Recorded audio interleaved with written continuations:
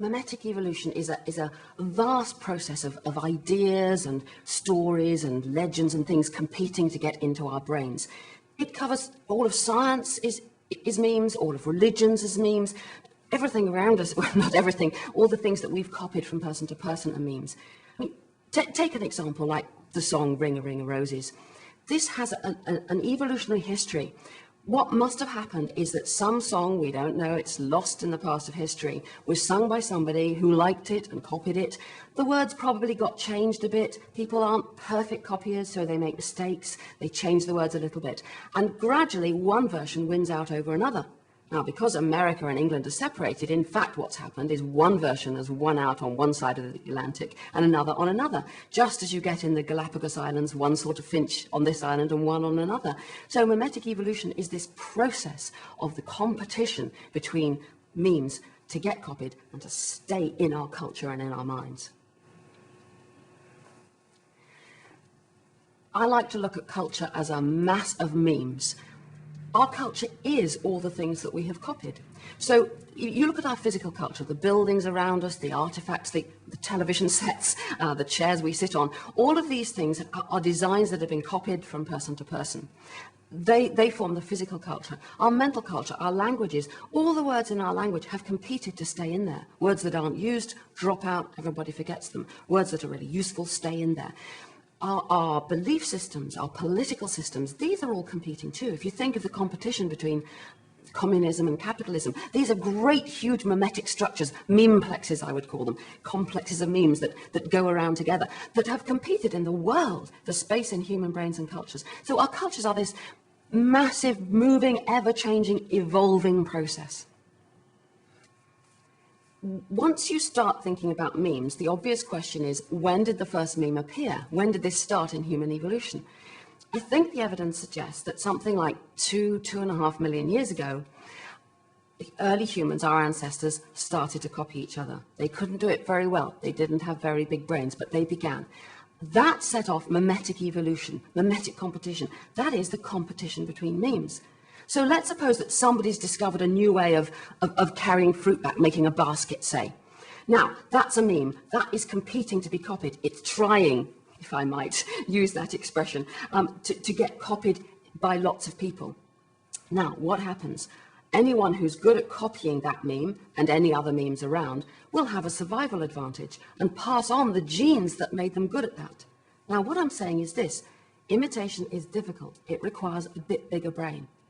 Once there are memes around, new ways of doing things, then if you've got a slightly bigger brain and you're slightly better at imitating those memes, you will survive better, you'll have more children, you'll attract a better mate, and you'll pass on whatever it takes to be good at imitation. That's a bit bigger brain. So that's why I say we have big brains. The memes, once they appeared, changed everything. They drove the genes to produce bigger brains and bigger brains and bigger brains to spread more memes. One of the things I think we've overlooked in understanding humans is that we alone on this planet are really good at imitation. Imitation is central to understanding memes because that's how they get passed on. And I mean imitation in rather a broad sense, including language, passing on stories, and so on. Now, many people think that all animals can imitate, but it's not true. Cats and dogs and rats and things like this, they're very good at learning for themselves. They can learn how to get something, where food is, all sorts of complicated things, but they don't copy each other's behavior. Chimps can probably imitate a little bit, but not very well, even though they're extremely intelligent. Birds can imitate songs, and whales and dolphins can imitate sounds too, but only humans are capable of really widespread imitation of all sorts of things. And that's why I think it's only in humans that the memes have taken off and started a whole new kind of evolution. I got into memes, it was quite a surprise to me, really.